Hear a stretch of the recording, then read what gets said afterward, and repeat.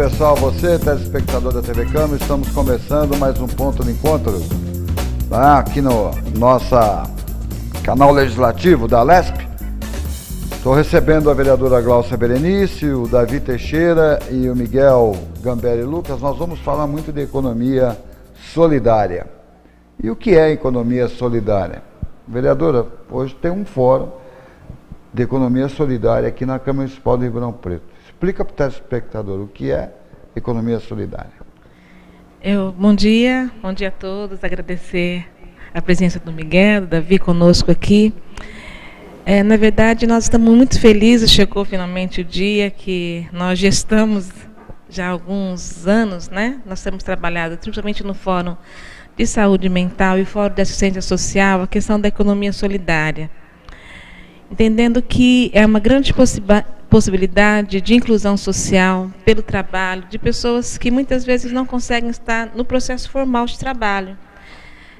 E os processos que são feitos através da economia solidária, que é uma maneira de você fazer a inclusão pela participação em todo o processo, desde a organização, do planejamento, e possibilitar pessoas que muitas vezes não têm essa possibilidade de estar hoje galgando uma posição no mercado de trabalho, mas que tem produção, seja ela artesanal, seja ela na área da alimentação, do artesanato, até mesmo da agricultura familiar. Então são tantas possibilidades que as pessoas elas estão desenvolvendo, e como organizar a comunidade no sentido e as ONGs também, o terceiro setor, no sentido de ter respaldo legal, de ter também todo o apoio logístico das universidades, de instrumentos legais que estão aí e financeiros.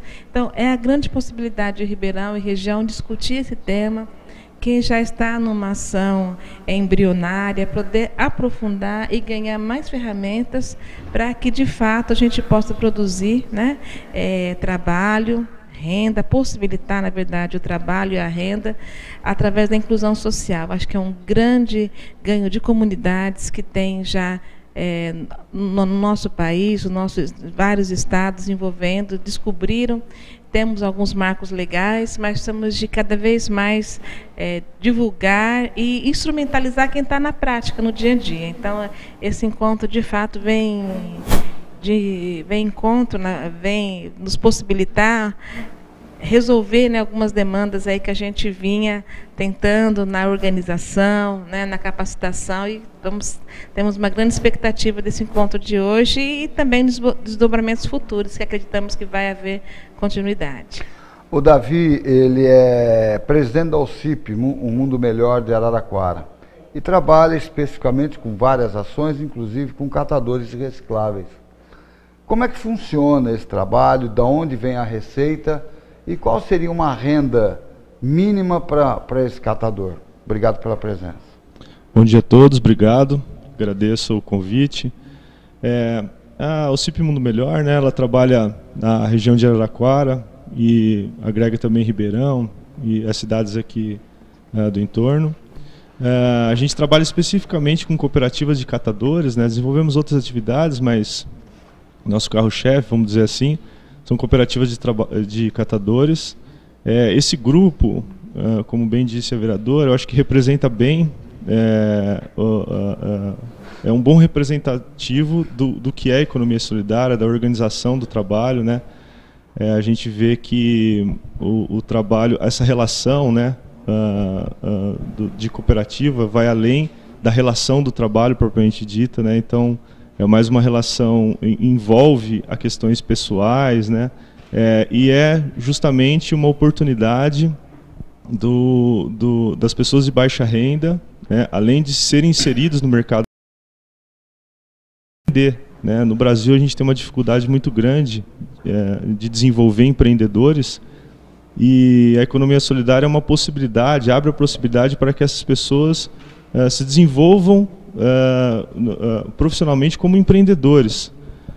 As cooperativas elas enfrentam diversas dificuldades, a gente estava conversando aqui antes de começar, né, elas representam bem, porque é uma luta, né, é uma luta constante. O momento que, por exemplo, a cooperativa de Araraquara, que a gente acompanha mais de perto, cooperativa Cássia está, o momento que ela está, veio de 10 anos de luta, e isso, hoje, as pessoas, os cooperados conseguem uma retirada um pouco maior que um salário mínimo paulista, mas já passaram anos tendo retirada de menos de R$200 por mês. Então, precisa-se de política, precisa-se ter um olho mais clínico, precisa-se olhar melhor a essa área de atividade, né? A esses programas de economia solidária, de fato, para que o negócio se consolide, né? Então, precisa-se de muito trabalho para se conseguir um mínimo, né? As cooperativas, elas passam por diversos desafios, e é o trabalho, né, esse resultado de trabalho que dá continuidade ao que hoje a gente tem. A grande realidade é que o próprio governo não reconhece o trabalho do cooperado, né? Essa que é a grande verdade, porque não paga o mínimo necessário. Paga para empresas privadas, mas não paga para uma cooperativa. Não paga para socializar ninguém. Essa verdade tem que ser dita, e doa quem doer, você está entendendo? Porque não dá mais para a gente tolerar esse estado de coisas, nós precisamos recuperar essa gente. Precisamos mexer na autoestima, recuperar a autoestima, principalmente dos moradores de rua, que têm condições de produzir, tá certo ou não? E entrar e resgatar a sua própria dignidade. O problema é que o próprio governo, seja ele municipal, estadual ou federal, está nem aí, age com essa gente como se fosse pessoas de quinta, sexta categoria. Muitas vezes vale menos até que um animal irracional, que hoje tem várias entidades que o protegem, e o ser humano, infelizmente, não.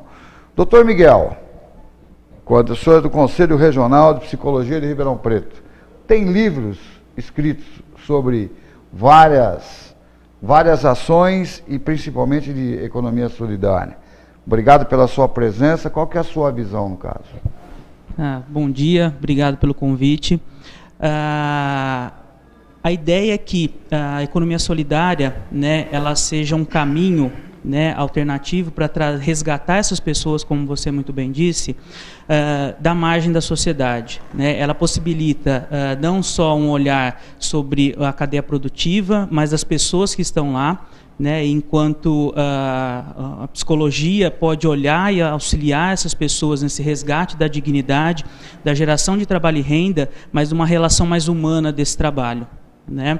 A gente tem diversas publicações nesse sentido de trazer a economia solidária, né, para a pauta dos governos, trazer a economia solidária para a realidade dos municípios, né? Nós temos, através hoje da Secretaria de Economia Solidária com o Paul Singer, uma discussão sobre o marco legal, né, onde a gente traz realmente o cooperativismo para um patamar onde a gente vê muito desenvolvido hoje na Europa, de uma maneira geral, tem uma maturidade muito grande, a gente busca isso hoje.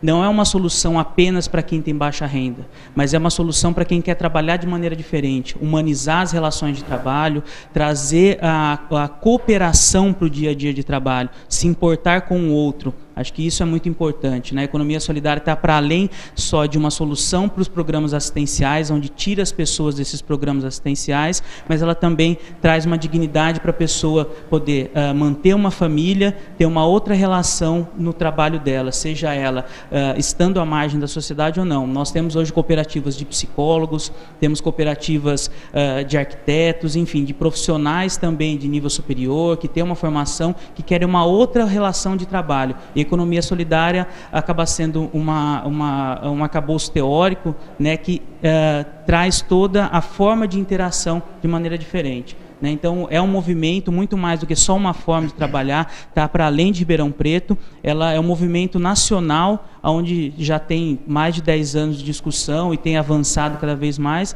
E eu fico feliz de estar trazendo isso para a pauta, para o governo aqui de Ribeirão Preto. Nós temos uma situação, vereadora, muito complicada. E a gente andando pelos bairros da cidade, a gente faz várias matérias, anda muito, tanto aqui na TV Câmara quanto na rádio, no meu trabalho. Eu me deparei numa situação e ali eu fiquei numa saia justa, não sabia o que responder.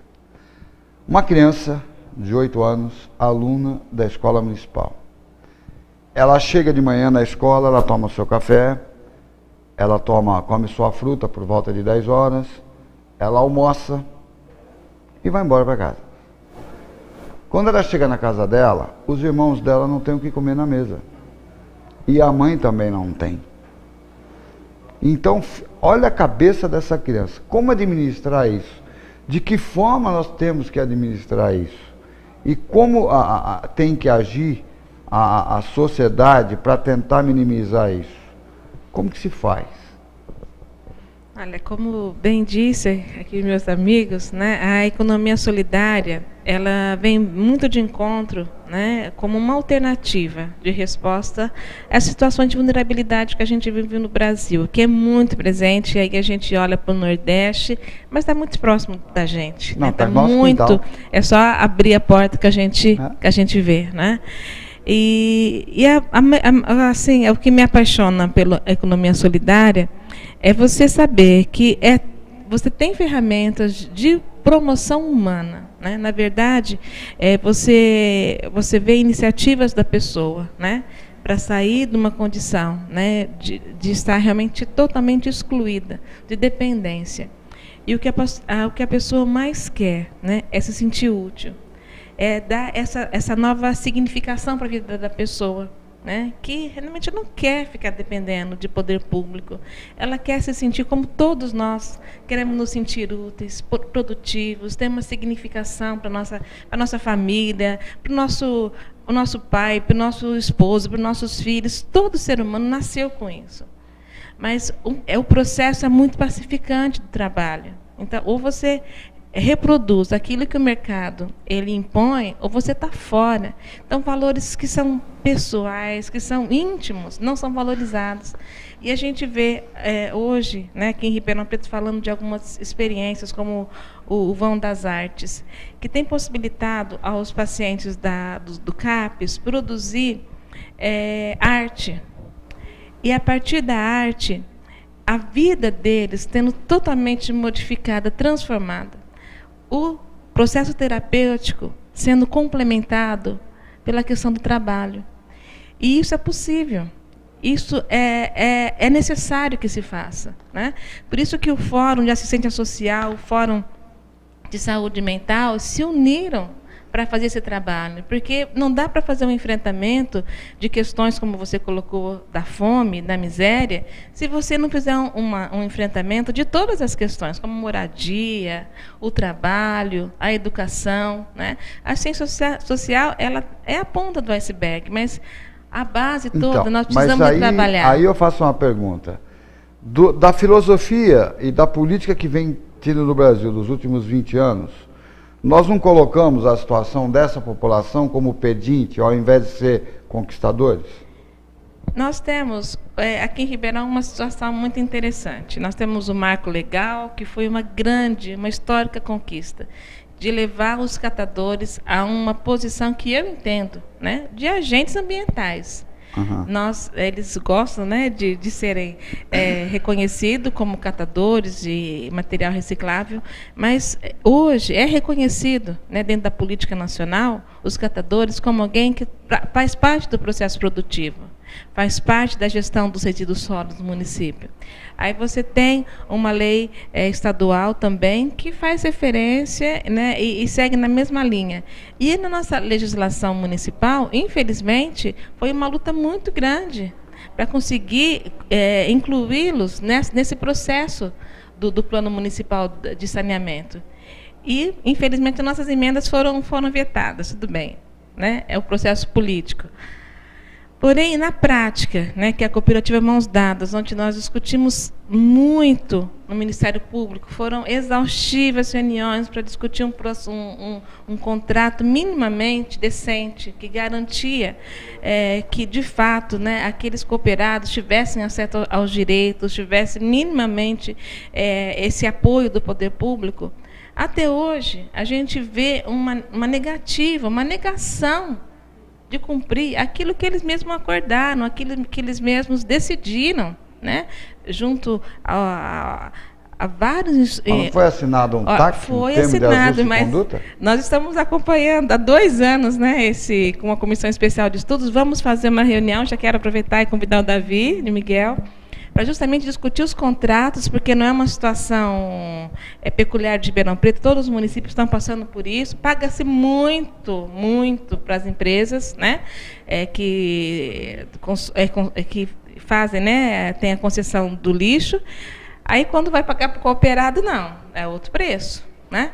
Então, puxa vida, né? Que inclusão é essa, né? Que respeito é essa, uma legislação federal, e tudo isso a gente quer, de fato, fortalecer a luta, discutir aqui, enquanto região, todos os contratos e propor, né, minimamente, que se cumpra, né, aquilo que foi acordado. Aqui em Ribeirão nós temos um órgão, além da Câmara Municipal, nós temos também o Ministério Público envolvido no processo, e ainda assim há uma reiterada negativa de não cumprir, né? Então você tem que ficar, de fato, ainda esmolando que se mande o IPI para que eles trabalham, para que pague o motorista que já está acordado, para que realmente faça, né, mande a cesta básica. Então, assim, são tantas coisas que a gente acha que já superou, quando você vê na prática, realmente existe uma resistência muito grande. Mas agora, dentro dessa resistência, Davi, como você conseguiu, entre aspas, quebrar um pouco dessa resistência em Araraquara? Araraquara, por nossa sorte, ela teve sempre uma visão vanguardista em relação à questão dos resíduos, né? Então, iniciou-se a Cássia, é uma cooperativa bastante respeitada na cidade e tem, desde do início, né, o apoio do governo. A princípio era um apoio simplesmente era um apoio no formato de um auxílio, mas hoje isso se transformou num contrato e isso é seguido. Nós já passamos por diversos modelos desse contrato, ele já foi refeito algumas vezes, mas o que a gente tem acompanhado é justamente isso que a vereadora estava citando, que é essa dificuldade que o município tem em simplesmente cumprir uma legislação. Existem cidades que têm, inclusive, o contrato firmado com as prefeituras, assinado pelo prefeito, e não se paga. A gente não consegue entender realmente. É muito similar, né, como a vereadora disse também, ao recolhimento do rejeito, né, recolhimento do lixo convencional, e o processo, né, muito similar, e a gente não vê dificuldades das prefeituras em pagarem por esse serviço. Mas quando quando se trata de empreendedores de baixa renda, parece que é um outro Brasil, né? Outra lei, vale outra coisa. Não é que é outra lei, é tratar de uma forma discriminatória. Exatamente. Essa que é a verdade, porque todo governante tem medo do crescimento das cooperativas, que vai importunar a empresa que ganhou a concorrência pública, porque talvez tenha Caixa 2, Caixa 3, Caixa 4, Caixa 5, né? Nós não podemos afirmar, mas suspeita-se. Não é verdade? Não tem nenhuma. E saem as campanhas políticas, financiamento da onde, não é verdade? Não tem nenhuma cooperativa que acaba fazendo financiamento de uma campanha, né? E é um pessoal que começa a ter uma visão crítica, né? A sustentabilidade de maneira geral, seja ela social, econômica e ambiental, também está na pauta da economia solidária desde o seu início. Né? E quando a gente vê que tem essa dificuldade desses empreendedores, das cooperativas, das associações conseguirem alçar voos maiores, é por conta da vontade política mesmo, né? É tratada de maneira diferente. Precisa, então, acho que a ideia do fórum hoje aqui é trazer para a pauta, né, do poder público a discussão sobre esses grupos que estão aí lutando, um compromisso, né, do poder público em tratar de maneira equitativa esse público, assim como as empresas, né? Acho que o grande desafio está todos os atores que atuam, né, estando todos os atores que atuam com a economia solidária, com um compromisso firmado. E a gente, enquanto conselho profissional, as OCIPs, as ONGs, a própria vereadora, como fiscal, né, do cumprimento, né, o poder público, de maneira geral, fiscal desses compromissos assinados com esses grupos minoritários que estão à margem hoje, né, do sistema econômico, como a gente vê tradicional. Na realidade, vereadora, a gente vê, e eu que saí para fazer várias matérias com a senhora, em vários locais da cidade, procurando melhorar a qualidade de vida das pessoas, principalmente dos mais necessitados, que eu costumo falar dos menos iguais, que são tratados como os menos iguais mesmo. A gente vai no CAPES, tem problema no CAPES. Nós vamos em bases comunitárias totalmente arrebentadas. E o poder público estagnado, de mãos atadas. Não é? O que esperar disso, vereador? Na verdade, a nossa luta é, né, fiscalizar, né, os investimentos, fiscalizar o orçamento. Nós entendemos que há muito equívoco, né, quando se elege prioridades, há muito equívoco, há uma inversão de prioridades, e aí, de fato, nós não superamos. Nós não superamos as desigualdades, porque se você quer superar a desigualdade, você tem que enfrentar, né?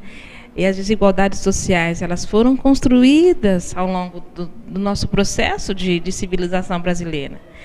Desde o início. O enfrentamento, ele tem que ser feito dia a dia. Desde a descoberta. E aí, esse enfrentamento tem que ser no sentido de desconstruir essas desigualdades. Então, nós temos tantas leis, mas nós somos cidadãos de papel, só de papel. Só de papel.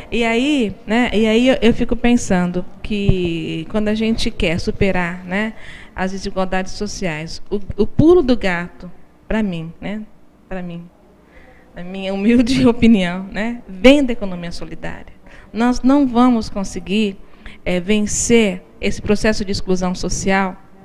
E aí vem o trabalho, né, da universidade, dos conselhos que se engajam, de fato, né, que não são profissionais de gabinete, de consultório, mas que se engajam com as comunidades e levam, né, conhecimento, levam instrumentais, que levam todo tipo de ferramentas para a comunidade se organizar, né, para que ela possa, de fato, né, dar esse salto no pensamento crítico, na conscientização do empoderamento, né, que não quer que seja uma palavra bonita da moda, mas que seja de fato a possibilidade de entender a sua comunidade, entender o seu momento, por que essa comunidade está excluída, por que essa comunidade não recebe recursos, por que essa comunidade não recebe investimento, se ela também paga os seus impostos, se ela também paga o IPTU, se ela também paga os tributos, e aí levá-los a, como a gente tem feito algumas comunidades, você tem percebido, tem nos acompanhado, de poder sentar com uma secretária e cobrar,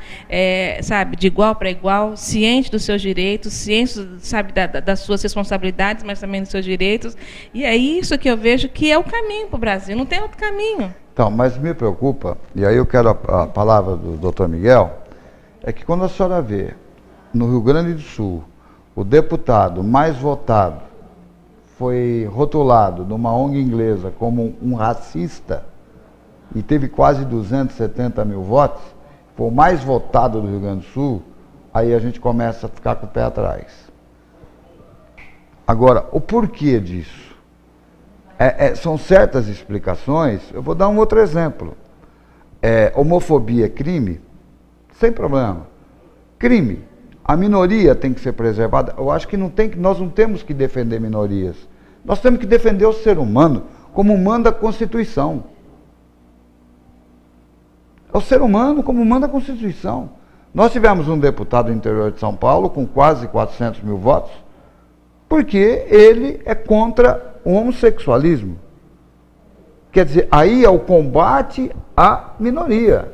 Então, a partir do momento que a gente respeitar todo ser humano como ser humano, independente do credo, independente da opção sexual, independente de raça, eu acho que a gente cresce muito. Cresce demais. E dá oportunidade para os menos favorecidos, que é a imensa maioria. E isso a gente não vê boa vontade dos governantes.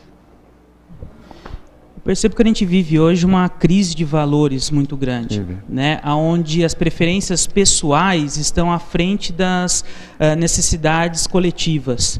Né? Eu entendo que você pode ter e acreditar naquilo que você bem entende, você é livre, a Constituição te dá esse direito, mas isso não te dá o direito de oprimir e nem de desrespeitar o outro enquanto ser humano. Né? Quando a gente deixar de tratar como bem disse, as minorias, né, como minorias e sim como seres humanos, eu acho que acaba muito, a gente fatia muito, né? Então a gente tem a questão do negro, tem a questão do homossexual, tem a questão do evangélico, enfim, a gente rotula para poder separar ao invés de integrar. Exatamente. Eles que se virem, cada um se vire na sua comunidade. Isso é uma vergonha. Nós temos que abraçar todo mundo, a causa, independente de opção, de rádio, de qualquer coisa. É um ser humano que tem que ser, os seus direitos ser preservados. Porque com essa luta para minorias, então vamos criar um grupo, daqui a pouco eu vou pegar o grupo dos obesos. Então vamos lá, os obesos. Aí chamou de rolha de poço, é processo, cadeia. Então não tem conversa, não é isso, vereador?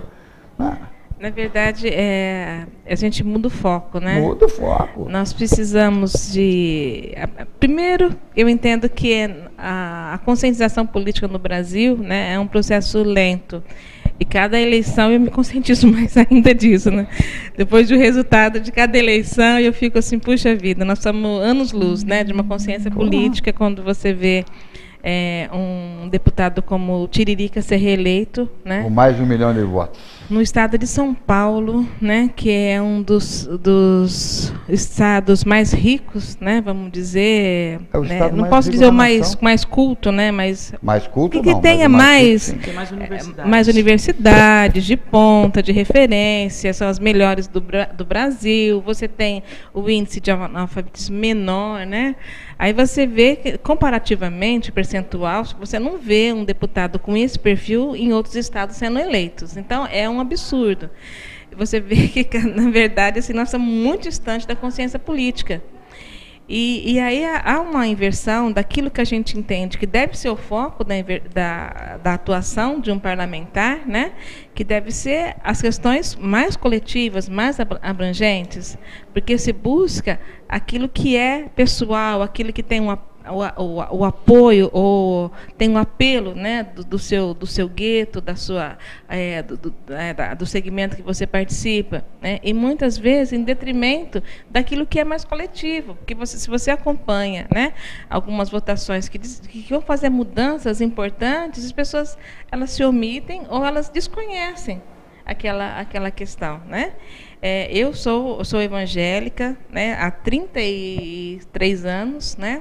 Então, desde menina, né? Sou evangélica, mas desde pequenininha, mas assim, estou com 48 anos, mas desde os 15 anos eu sou evangélica, mas aqui na minha atuação, enquanto parlamentar, eu entendo que a minha essência, meus princípios, meus valores são imutáveis, são dentro de mim e me norteiam para a vida pública, né? Claro. Agora, a minha grande responsabilidade é pensar a cidade, é pensar aquilo que aflige a minha cidade, aquilo que aflige todas as pessoas da cidade, e propor essas leis e fiscalizar o poder público no sentido de garantir o direito à saúde, à educação, fiscalizar os recursos públicos que são sempre insuficientes, e aí você vê que são destinados realmente para dar a sustentação política, né, para o governante, e não voltado para a população, mas para garantir o apoio, para garantir, né, através dos cargos,